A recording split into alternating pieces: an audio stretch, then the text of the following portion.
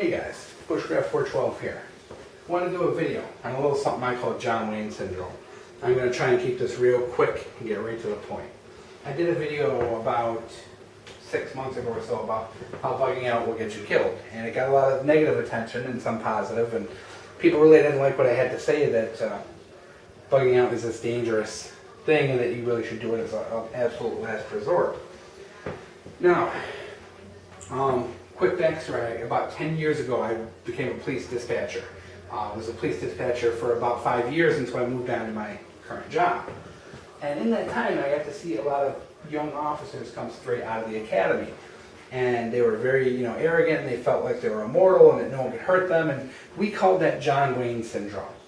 John Wayne, the American film star, Westerns, for those people who are from other countries, they felt like they were able to get in there and clean up the country and clean up, the Wild Wild West and make everybody happy, and that no one would ever hurt them, and that they would always live happily ever after.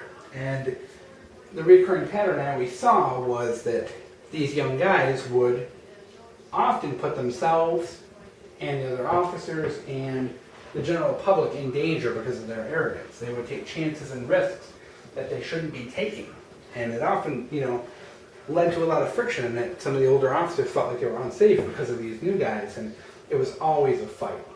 So I want to relate this to our prepping, because we as preppers, myself included, we do this all the time. We go out, we get training in firearms, we learn about food storage, we learn about living in the wilderness, we learn about self-reliance, we learn all this stuff, and we go through all this training, and we get medical training, and we do all these things, and we store all this food, and we stockpile all this ammo and firearms and knives and camping gear and you name it. And we learn to garden, and we just do so much. And then we get arrogant. We feel like we are prepared, that no one can stop us, that this is it. We're going to be the one who survives a big shit advanced scenario.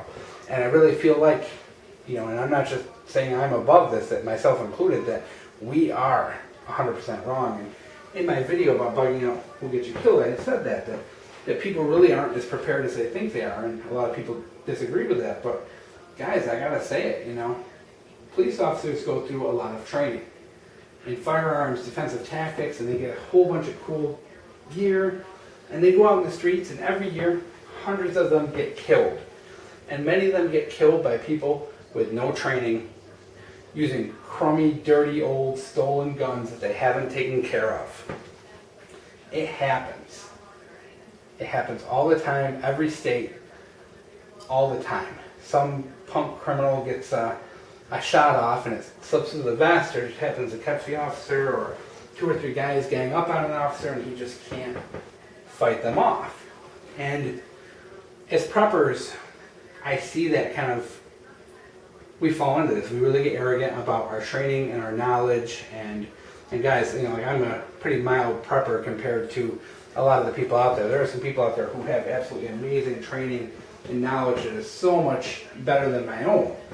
But still, I look at this as kind of a trap, in that, even those people really, are their bug out plans that good that they're going to be above traffic jams, that they're going to be above mob rule, that the mobs are going to leave them alone, that they're so good with a firearm that no one's going to beat them in a firefight, that nobody's going to outgun them, that nobody's going to shoot them in the back when they're not looking, that nobody's ever going to mess with their bug out location, no one's going to steal their stuff, no one's going to burn them out or smoke them out of their bug out location, that they're going to be that one that just, is like Mad Max and just survive in the apocalypse like no one else and just thriving. I don't see it, guys. Bugging out really needs to be your absolute last resort. Because when you're looking at thousands or hundreds of thousands or even millions of desperate, starving people, there is no amount of training that's going to make you invulnerable to all that. That's going to make you, you're never going to be skilled enough to be able to handle that. I really don't care,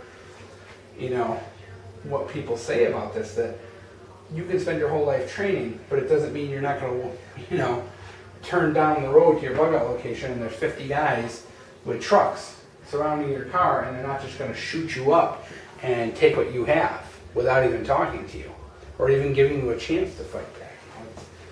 It's unreasonable to think that that can never happen to you and that you're above all that because of your training and knowledge. And I really think, guys, if you take something from this video, take away that you're not invincible, that there is no amount of training or knowledge that will make you invincible, and that as preppers, if you're not looking at your plans and coming up with plan B, C, D, and E, you're not doing your job. If you think bugging out will be easy, you're not doing your job. If you feel like you're going to thrive when everybody else is going to fail and you're just going to be that one who thrives and survives and dies of old age, you're not doing your job as a prepper. That you need to be working a little bit harder, and you may have John Wayne syndrome. And I hate to say it, and because there are so many people with so much knowledge out there, but arrogance is going to be that thing that will affect that knowledge, and that, if you think you're above it, you're not going to be ready for it. And, we can never really 100% be ready for when the shit hits the fan, but, if you have good plans and you're not arrogant, it can go a long ways.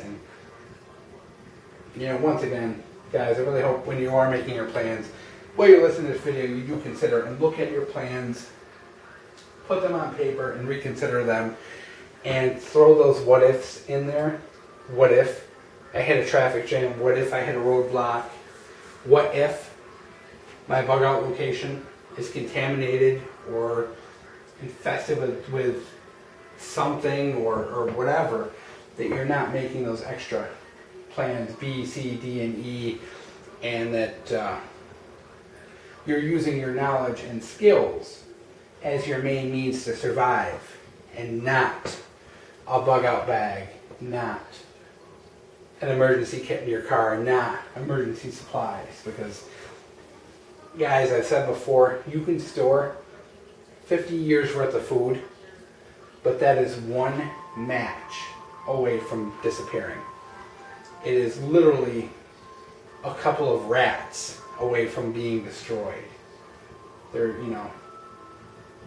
knowledge and training are the ways to learn, but when you stop learning and you stop training, it becomes that bad thing. When you pigeonhole yourself into the firearms training only, that you're not learning the wilderness skills, or that you're learning the wilderness skills and not the firearm training, that we really need to be well-rounded, learn everything, and be cautious. We can't be that young officer fresh out of the academy putting everyone else at risk. We need to be that guy who is being safe, being cautious, putting his family's safety first, and avoiding fights rather than getting into them.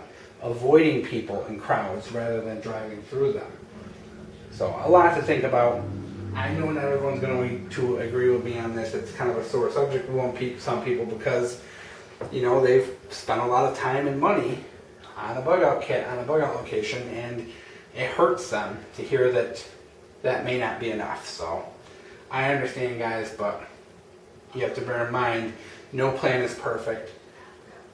Murphy's Law will always rule the world, and you have to always think about that. I hope you guys enjoyed Bushcraft 412.